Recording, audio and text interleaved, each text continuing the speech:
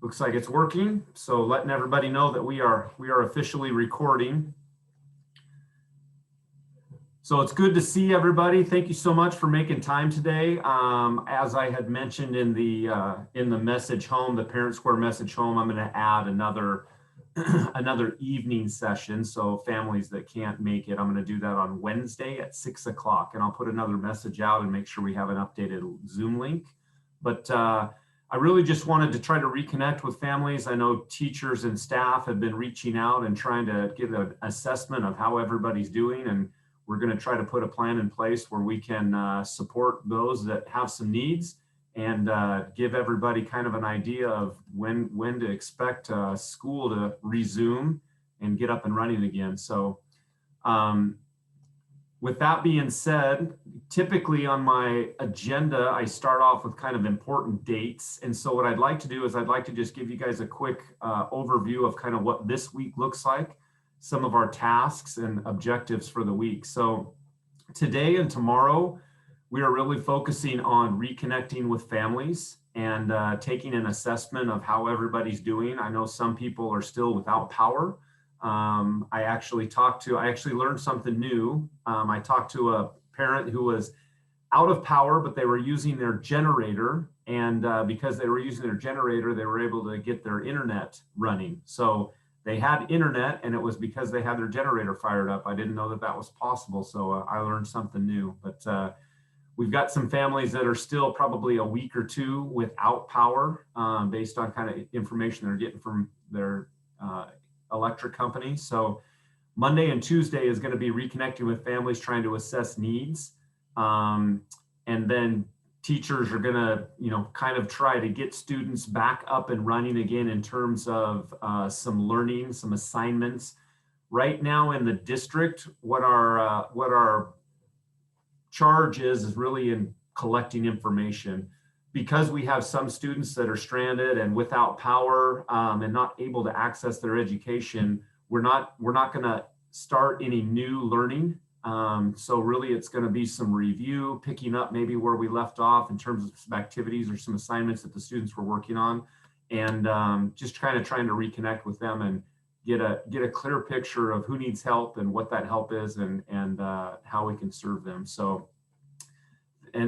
by the end of the week, we should be able to have some, live meetings up. We should be able to have some connections with kids. Maybe if we need to drop something off at a family's home, we can do that. So that's kind of what this week looks like: reconnecting with families first, and then trying to provide some supplemental exercises or activities or assignments. But we're not going to introduce any new learning until everybody in our school has access to whether it's their iPad virtually or we need to get somebody, get kids to come into the school because they simply aren't going to have internet for an extended period of time. So any questions maybe or anything kind of on the top of your head about this week, or maybe you guys have some unique needs that you're dealing with? Any questions? Just kind of open it up right now. You can unmute, you can raise your hand. I know some of you guys have your cameras off. I'm just curious, Greg, if the efforts to coordinate and plan the reopening have resumed this week, if staff are able to resume that work, or if that's pushed out another week. Yeah, that's a good question, Kirsten. So, excuse me. So in the district, our charge right now is to try to assess students in the entire district and what we're kind of dealing with. We have 3 priorities right now that are at the top of the list. One of them is Scotts Mills School. Second one is Victor Point, and the third one is Silvercrest. Those areas, because they're remote, I'm not sure to the extent of power and internet and things like that at those buildings. I know a few of those have power, have internet, but their families are really struggling with just getting out of their driveway. And so right now what we're trying to do is we're trying to figure out what exactly that looks like, get an idea from the electric company for some of those that are without power, the school building I'm talking about, when we can get that up and online. And then kind of a game plan, because we've kind of are pushing pause on the planning for reopening, because some of those schools, if it's an extended period of time, we may bring those kids into town or to another building in the district to make sure that they've got access to some schools. So that's kind of the charge for this week, is finding out what exactly we're dealing with, including some of those real extreme schools, Victor Point, Silvercrest, and Scotts Mills. And then once we get that established, I'm hoping by Thursday or Friday, the messaging that can go out will be some hard dates in terms of when are we going to reopen schools, when can we start hybrid, what can parents expect. Does that answer your question, Kirsten? Yeah, it does. Thank you. You bet. You bet. Any other questions? All right. A couple of other kind of points just to mention is we originally had a grade day established to kind of end Q2 and start Q3. Obviously, with the challenges we're facing today and just trying to reconnect with families, we're going to move that date. We're going to put that on next Monday for their grade day. So in terms of kind of this mid-year point and grades for your children, or assessments where they are and how they're performing currently, teachers are going to finalize grades on Monday. Monday will be a grade day, so they'll push out some assignments for your child. Some of the teachers may continue their classroom meeting, but we're going to wrap up grades on Monday. That'll also give teachers an opportunity, because we ended abruptly, I will say, on Friday. There may be some assessments still kind of hanging out there, and so teachers may follow up with some of those students to finalize their assessments and get some grades in. And then we are going to work really hard to get those report cards printed and try to get those grades in the mail, or the progress reports mid-year in the mail to you.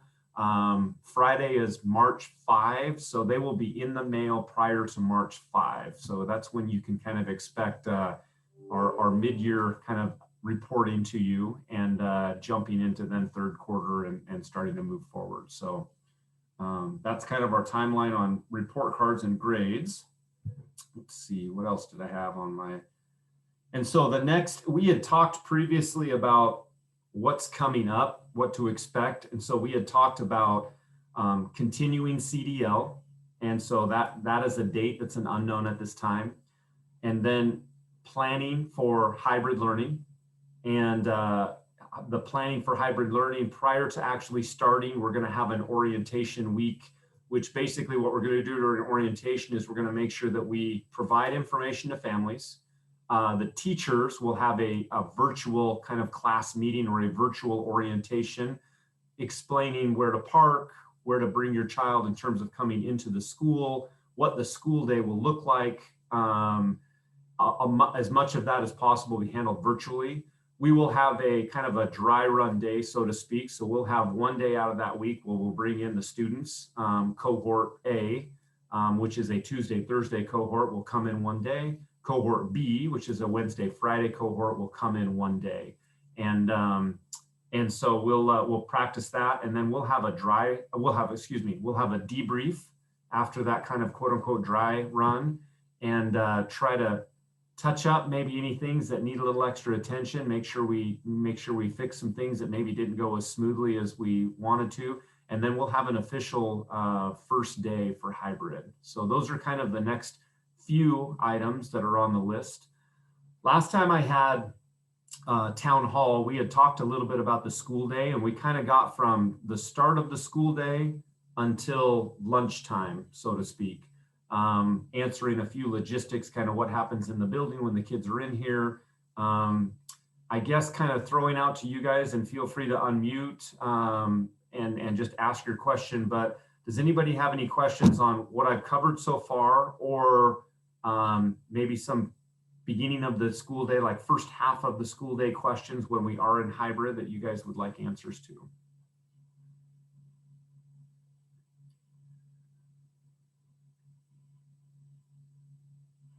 Man, it's an easy group here.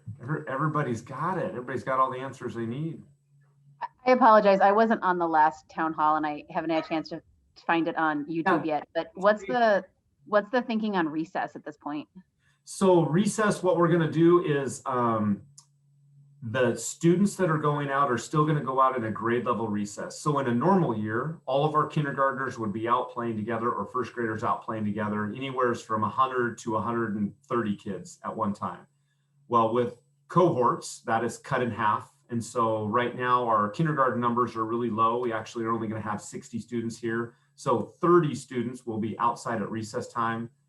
First graders, I think they're about 110, so roughly 55 first graders, et cetera. So when they're outside at recess, they do need to have their masks on. It'll be masks at all times. There will be the opportunity to take quote unquote a mask break, is the way that it's worded in the ODE guidance. But we are still going to encourage them to kind of socially distance. The games that'll be out there, one of the games will be soccer, just to make sure that we're trying to limit students, using their hands and touching and things like that. But we're going to allow them to use the whole playground, and then because they're in the same cohort, and then after they're done, we'll come out and we'll spray down the equipment before the next class goes out. So the goal really in anything that we do is if something does happen and we need to go back and we need to contact trace where that arose or who came in contact and need to communicate with families, that we can do that in as controlled a setting as possible. So that's kind of what recess looks like. We're going to try to keep it as close to traditional recess as possible, but still trying to follow our guidelines. Okay, thank you. Other questions?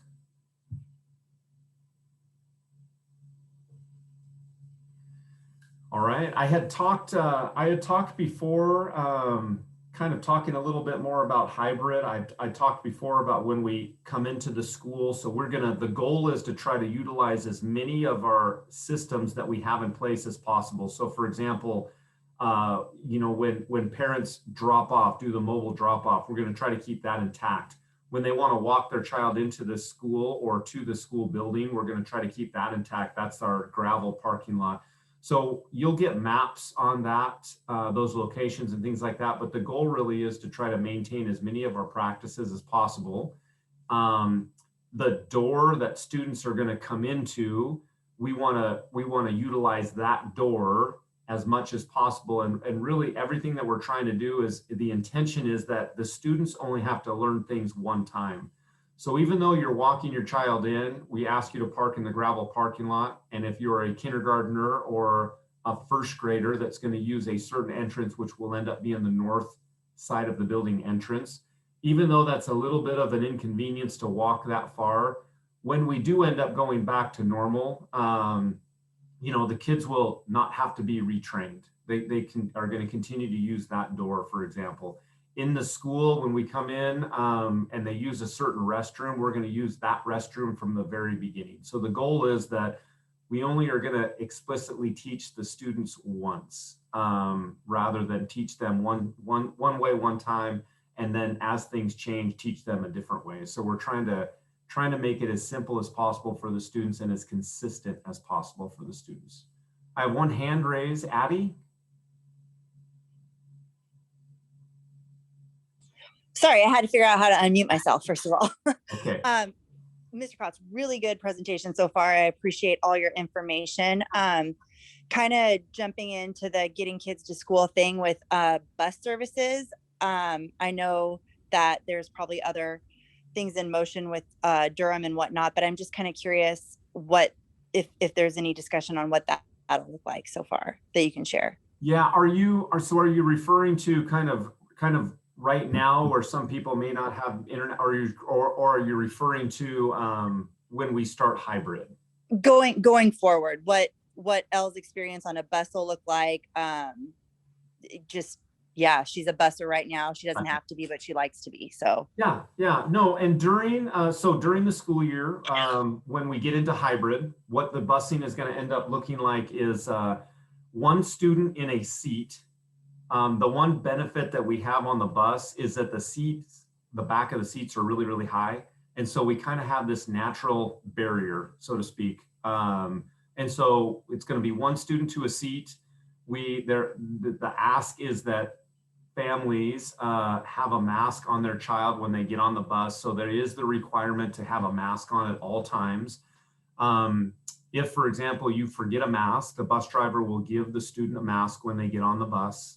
And then, we always want to plan for the unexpected. So, if a kiddo's having a tough time on the bus or something kind of, happens where they don't want to wear their mask, or there's some sort of challenge that we're not sure exactly what that might be, but a backup plan is that there is always going to be a designated seat up near the bus driver where a student can kind of sit, not necessarily, not quarantine's not the right word, but can sit up near the bus driver, separated from the other students. Maybe they're, not doing well with the mask that day, or they didn't bring one, or don't want to wear it, whatever the case is. So that's kind of what the busing looks like.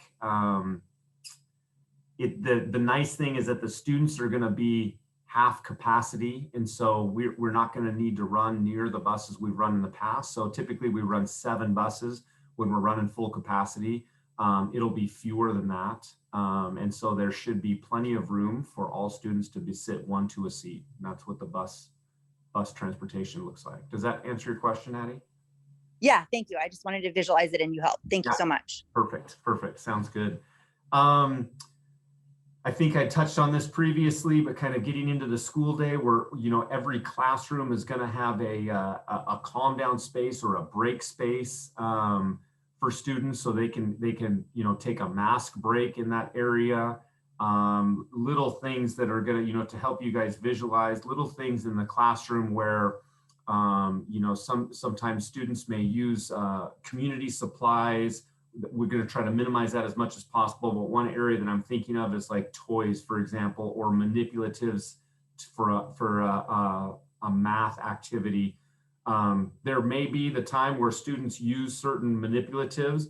Anytime we use something, what we're going to try to do is have a clean bin of that item and then a dirty bin of that item. And so a student may use something, or maybe use something with another student. We're going to try to keep that to a minimum as much as possible. When they're done with that item, they're going to take that item and they're going to place it in the quote unquote dirty bin, kind of like you would see at, when you go to the bank or you go someplace where you have to use pins, sign in, and they have a clean pin cup and then they have a dirty pin cup.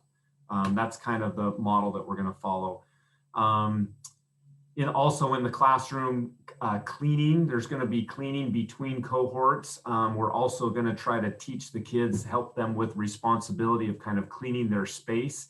The rules that we need to follow in terms of cleaning their space are that it's really important that the students do not come in contact with or touch cleaning supplies that they are not approved to. So we don't want them to touch anything that is on the list of something that we don't want, from an age appropriate standpoint, we don't want them within their hands. So we have some wipes that are approved and kind of on the ODE approved list that students can use. And then also students may clean up their desk area or their chair, for example, with a rag and warm soap and water. But I think it's really important for parents to know that the goal really is that we are dealing with a tough time. We're dealing with something we haven't dealt with before, and it's really important to approach that from a responsibility standpoint, that if I touch something, I need to wipe it down and make sure that it's clean for the next student that comes in the next day, or maybe the next student that uses my space or my area. Question, Christy? Hi. Actually, it kind of ties in. It was my daughter's question, but she's wondering, when we return to the classroom, are they going to be working on just the iPads, or will they have, paper worksheets and pencils and traditional? Yeah, I think one of the, just kind of from a philosophy standpoint, I think one thing that the teachers have been discussing and will try to do is try to make sure that we get back to a nice balance. Like right now, it's very heavy technology because we're relying on the internet. I think the teachers are going to try to get back to a place of balance where they do have to write their name with a pen, or they do have to color, or they do have to use scissors. And when the time comes to use their electronics, they will. But I think we'd love to tip that needle the other direction a little bit and kind of pull them away from electronics. I do have a teacher on here, Miss Scott. You kind of heard that last question. Do you want to chime in a little bit, or maybe give an example from kindergarten? So I would say in kindergarten, we are actually going to use electronics as little as possible. just because, especially in kindergarten, learning things like how to write letters, all the fine motor stuff, kids writing their names, just that actual pencil paper stuff, we've been really lacking. So we are going to try to limit the use of the iPad as much as possible. There will still be times that we use it because just without being able to share supplies, for instance, in a regular kindergarten, we would be doing centers and they would all be sharing the same materials. So because we can't do that, there will still be some center type stuff on the iPads, but their work that they will actually do will probably be paper. So I know in kinder, we're gonna be doing lots of paper and pencil. Awesome, thank you. And then one more thing to kind of piggyback on the iPads, like since we are a one-to-one in a one-to-one situation, and normally our school is one-to-one anyway, we will be asking the students to travel back and forth with their iPad. And so the teachers will help them with kind of that direction of, at the end of the day, we're gonna put our iPad in our backpack and take it home.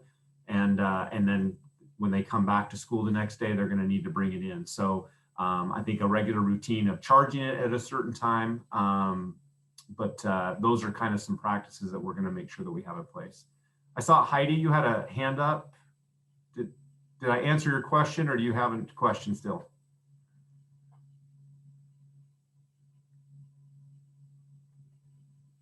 No question. Sorry, didn't mean to push it. That's okay. That's okay. Let's see. Moving ahead. Lunches are going to be in the classroom. Going to try to keep those cohorts intact, so students will not be frequenting common spaces. So in the classroom, the students are going to practice social distancing. There's going to be some explicit instruction on how to eat, because we do have to have the mask, but what that actually looks like, the teachers will give some instructions in the classroom. There'll be someone supervising in there, and the food will be brought to the classroom. And then when they're done, they'll have a place where they put their tray or their paper bag or whatever the case is, and then somebody will take that away. So we're really going to minimize the traveling of classes and minimize where the students go, as well as common spaces. If, as the weather improves, any opportunity that we can get to go outside, we're going to do that. So they could go outside for a class activity. They could go outside to have lunch.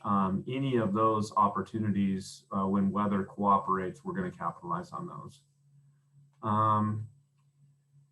And then end of the day, we are, we're really going to try to stick to our routines where we will have dedicated doors that certain classes exit the building. We know that we have students who will be walking home. We know that we have students that will be riding the bus. The one difference is going to be that we are going to need to have staggered starts, or excuse me, not staggered starts, but staggered dismissal times. So for example, students riding the bus and maybe kindergartners will go right at 2:30, and then first graders would go at maybe like 7 minutes later. And then second graders would go maybe 7 minutes after that. So just trying to prevent times where not only parents are congregated together waiting for their children, but that there are students, trying to pass in the hallways, and we just have too many students in the same area. So we are working on some of those details. We're not sure exactly what that's going to look like.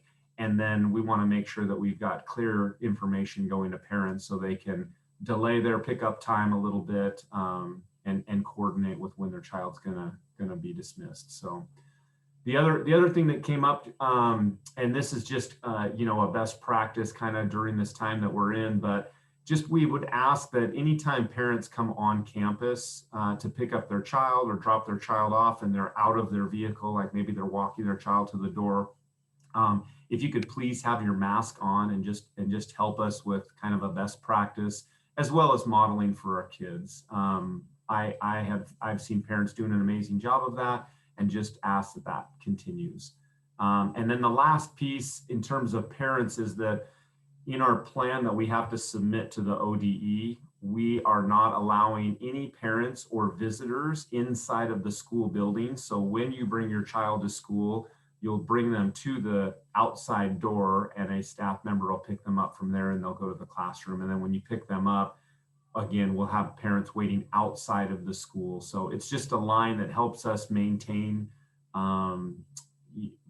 maintain fewer people in the building and help us kind of with our contact tracing guidelines that we need to follow. So any other questions? Well, that went really quick. I appreciate you guys being on. If you have other parents that you know of that are asking about the town halls, please relay that. I'll have another one Wednesday evening at 6 o'clock. I will send out another Zoom link and I'll put that on the Parent Square messaging. And then I'll probably also ask my teachers to send that out in our Seesaw communication as well. So we'll do that Wednesday at 6 o'clock, and that'll be via Zoom. And if there's any questions, don't hesitate to call the office or send us an email. Reach out to your teacher.